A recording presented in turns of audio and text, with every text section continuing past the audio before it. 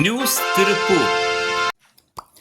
திருப்பூர் பாராளுமன்ற உறுப்பினர் சுப்பராயன் அவர்களுடைய புதல்வர் பாரதி சுப்பராயன் அவர்களின் பிறந்தநாள் விழா அவருடைய அமைப்பான நவீன மனிதர்கள் அமைப்பின் சார்பில் திருப்பூர் போயம்பாளையம் கங்காநகர் பகுதியில் நடைபெற்றது.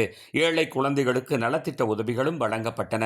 பெரியாரிய அமைப்புகள், கம்யூனிஸ்ட் அமைப்புகள், தலித் அமைப்புகள் மற்றும் அவை சார்ந்த அரசியல் கட்சி தலைவர்களும் கலந்து கொண்டு வாழ்த்துரை வழங்கினார்கள். சமூக நீதி, சமத்துவம் மட்டுமே தனது கொள்கை என பறைசாற்றும் பாரதி சுப்பராயன் அவர்கள் எங்கெல்லாம் சமூக நீதிக்கு பங்கம் வருகிறதோ அங்கெல்லாம் போராட்டங்களை முன்னெடுக்க வேண்டும். அதற்குரிய சக்தியும் பின்புலமும் பணபலமும் அவருக்கு இருக்கிறது என்பது உண்மை. அவர் முழுமையாக சமநீதி கொள்கைக்காக போராடினால் அவரால் எதையாவது சாதிக்க முடியும் என்பதும் உண்மை. ஆனால் தனது பிறந்தநாள் நிகழ்ச்சியிலேயே திருப்பூரின் ராயபுரம் பகுதியினையும் தாழ்த்தப்பட்ட மக்கள் வசிக்கும் சூசையாபுரம் பகுதியினையும் பிரிக்கும் ஒரு சமூக நீதிக்கு புறம்பான கொங்கு மண்ணின் கேவலத்தின் சின்னமாக திகழும் 2 தீண்டாமை சுவர்களை அகற்றுவதற்கு தடையாயிருந்து அவற்றை தகர்ப்பதற்கும் எதிர்வினையாற்றும் தோழர் துணை மேயர் MKM பாலசுப்ரமணியம் அவர்களிடம் வாழ்த்து பெறுவது முன்னுக்கு பின் முரணாக தெரியவில்லையா?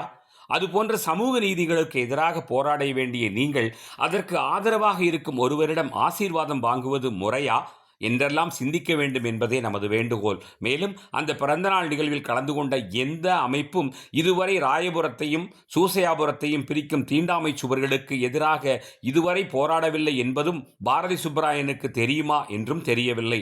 இனியாவது அவர் தெரிவிக்கும் சமூக நீதிக்கு முழுமையாக போராடுவார் என்ற நம்பிக்கையில் நாமும் நம்முடைய பிறந்தநாள் வாழ்த்துக்களை உரித்தாக்கிக் கொள்கிறோம். நியூஸ் திருப்பூர்.